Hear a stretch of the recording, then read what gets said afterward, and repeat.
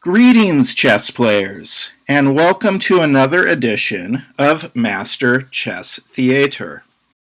I am your host, Chris Torres, and today we will be looking at a Magnus Opus. Throughout the long and storied history of chess, very few players of any era make me think that I have witnessed the creation of art on the chessboard.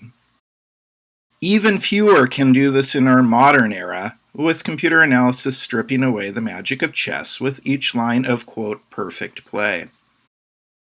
However, once Magnus Carlsen arrived on the international chess scene, he played a kind of chess, a kind of art, that is genuinely rare and otherworldly. The chess as art cliché can be misleading. First, it misses the other aspects of chess at elite levels. For instance, world champions would rather win ugly, in the sense of scrapping for a win, than lose beautifully, and Magnus is no exception. Carlsen is a competitor first, as Viswanathan and Anand saw firsthand in their 2 World Championship matches. Secondly, modern chess is equally a science demanding days of preparation followed by hours of precision. However, just because Magnus is ultra-competitive and studies like a professor, doesn't mean he isn't an artist in the same way Michael Jordan or Muhammad Ali took winning at their sport to the level of art. There's simply a lot of science, competitiveness, and artistry about the way Magnus Carlsen wins at chess, and we are lucky to be alive to witness it in real time.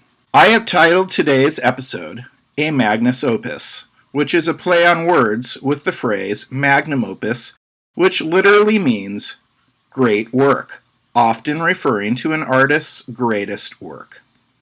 In my mind, this 2004 game between the then 13-year-old international master Magnus Carlsen and the 25-year-old international master Sipke Ernst has all the hallmarks of an opus, including a very beautiful finale. Of course, Magnus has improved greatly since he was 13, and has since played many other great works.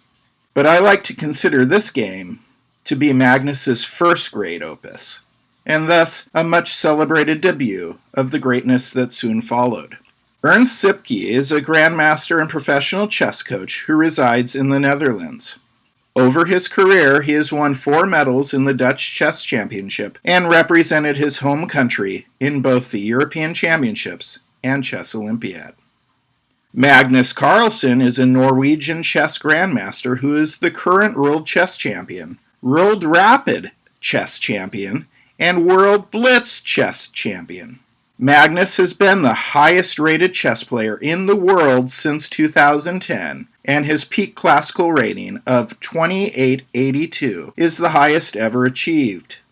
I believe he is the strongest chess player in history, and have had the pleasure of meeting him in person on a couple of occasions.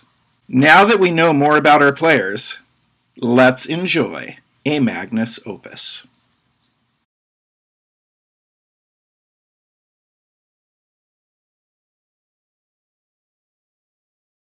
One e4. Magnus opens with the center pawn.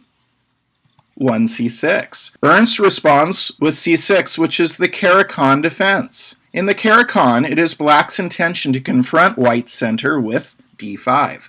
2 d4. When your opponent does not match your center pawn, get 2. 2 d5. As expected, black stakes his claim in the center. 3 knight c3. The only knight worth developing for white, as knight f3 would allow black to play dx e4 with tempo. 3 dx e4. Ernst captures Carlsen's king's pawn and is thus inviting knight x e4. All very much part of the Caro-Kann strategy. 4 knight captures on e4. Magnus accepts. 4 bishop f5. For a moment, black gains the initiative. 5 knight g3. And then white takes it right back. 5 bishop g6, and black continues into the main lines of the Caro-Kann. 6 h4, threatening to trap black's bishop.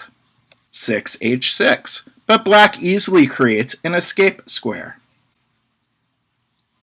7, knight f3. Oftentimes, white plays h5 here. 7, knight d7. In the classical Caricon, black's knights are placed on d7 and f6. 8, h5. And now white plays the aforementioned h5 because he can. 8, bishop h7. And Ernst's bishop goes into its bunker.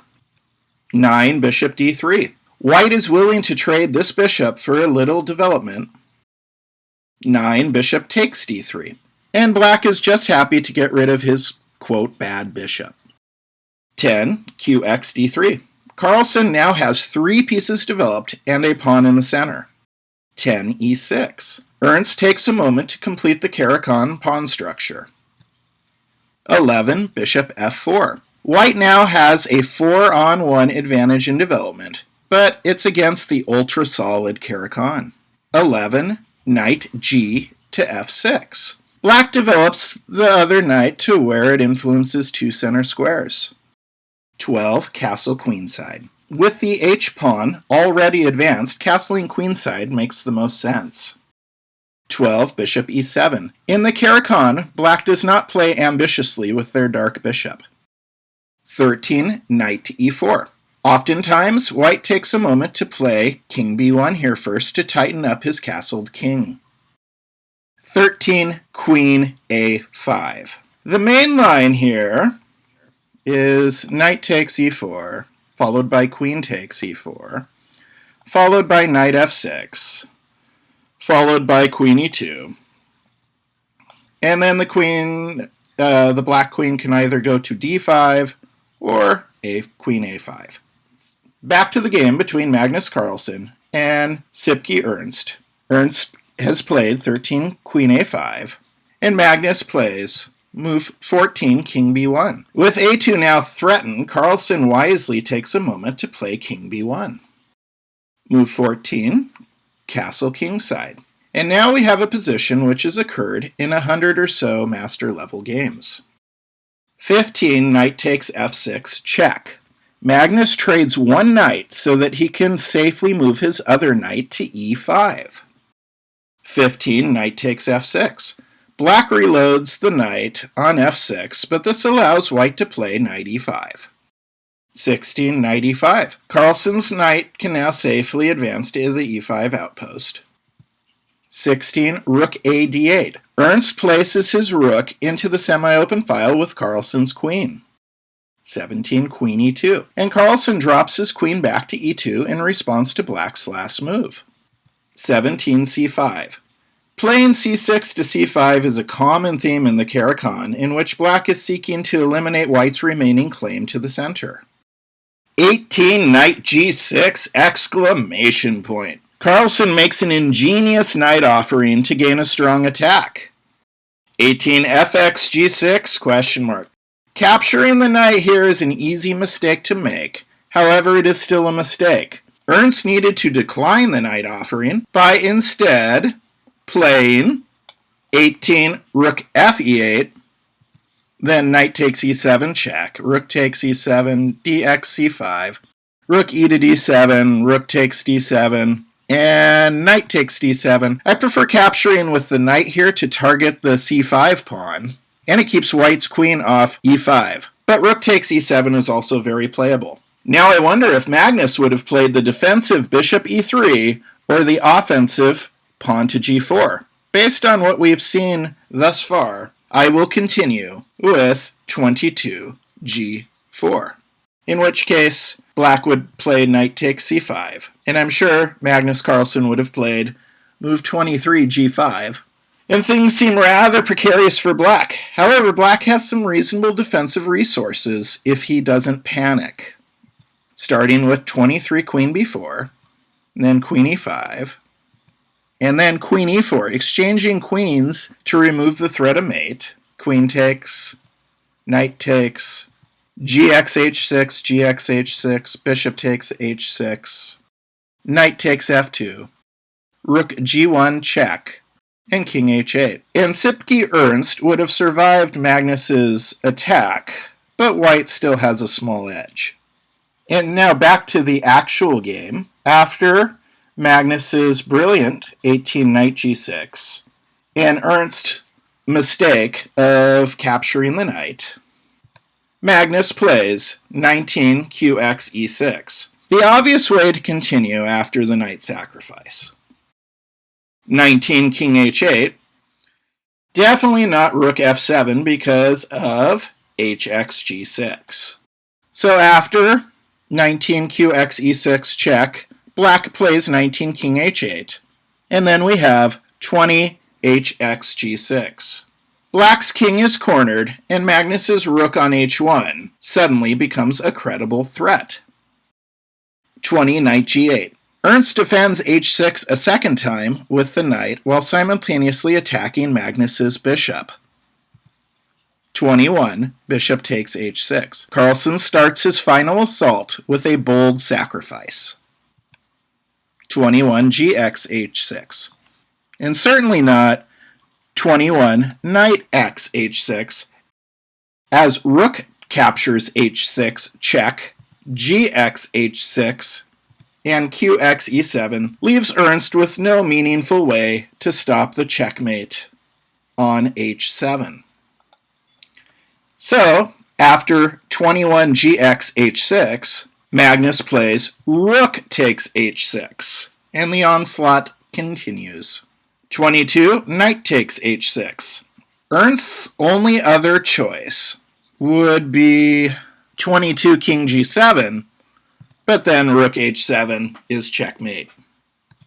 So after 22 knight takes h6, 23 qx e7. Magnus captures the bishop, but more importantly is threatening mate on h7 again. 23 knight f7. The only way for black to avoid the checkmate is to give back some material. 24 gx f7. Ernst survives for now, is a rook up, but since the issue of his king's safety is the most decisive factor, black now has the freedom of choice to pick his poison. Ernst chooses 24 king g7.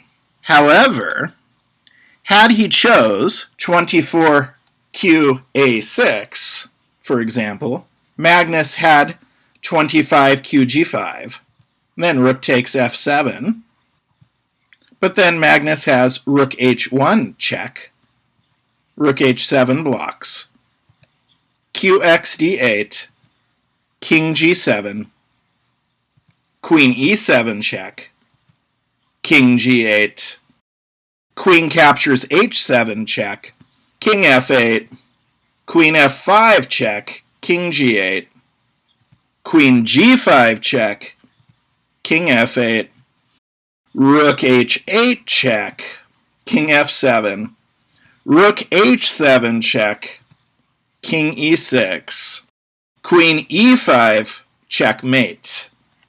Ernst could have also tried 24 queen b6, but then 25 queen e5 check, king h7, rook h1 check, queen h6, queen f5 check, king g7, rook takes h6, king takes h6, queen f6 check, king h7, and maybe take a moment to play c3 here, cx d4, g4, rook d7, queen f5 check, king g7, queen captures d7, dx c3, queen captures b7, rook takes f7, queen takes f7, king takes f7, and bx c3 is easily winning for white. So back to our game. After Sipke Ernst played 24 king g7, 25 rook d3. Magnus lifts the rook to the third rank so that it can swing over and engage black's king. 25 rook d6.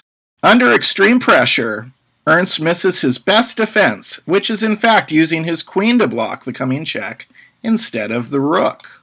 For instance, after 25 queen d3, Ernst could have played 25 qa6, rook g3, queen g6, rook takes g6, king takes g6, but then Magnus would have g4, rook takes d4, c3, rook d1, check, king c2, rook d to d8, and now comes f4, king g7, g5, king g6, queen f6, king h5, g6, king g4, and g7, which is losing for black anyways.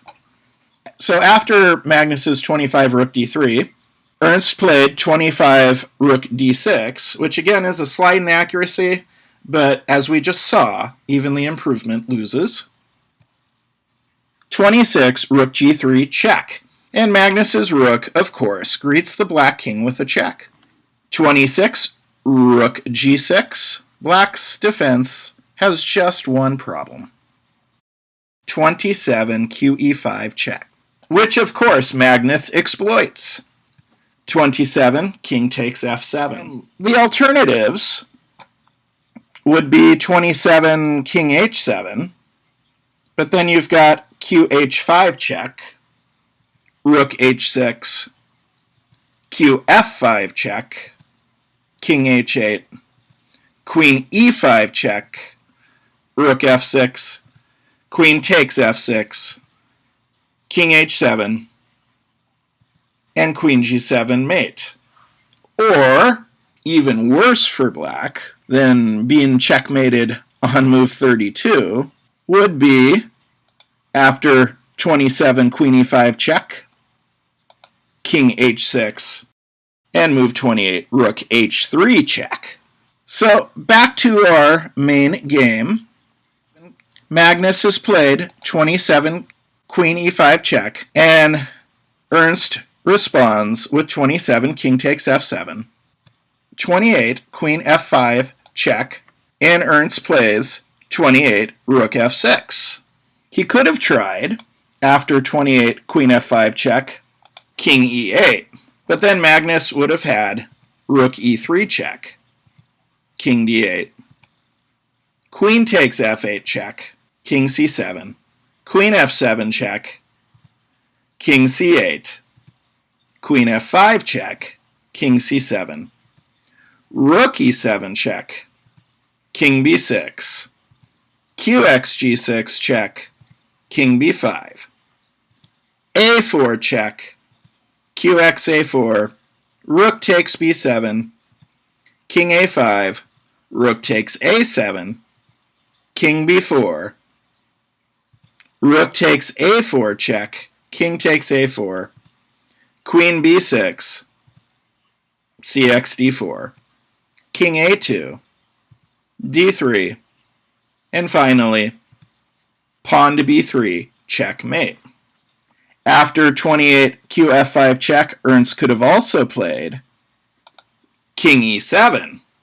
However, rook e3, king d6, queen takes f8, king c7, and then we've reached the same position as the aforementioned variation.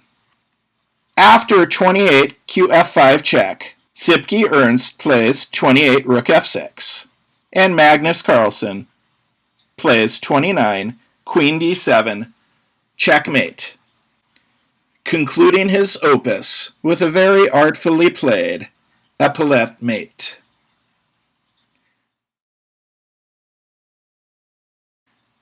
I hope you've enjoyed this episode of Master Chess Theater.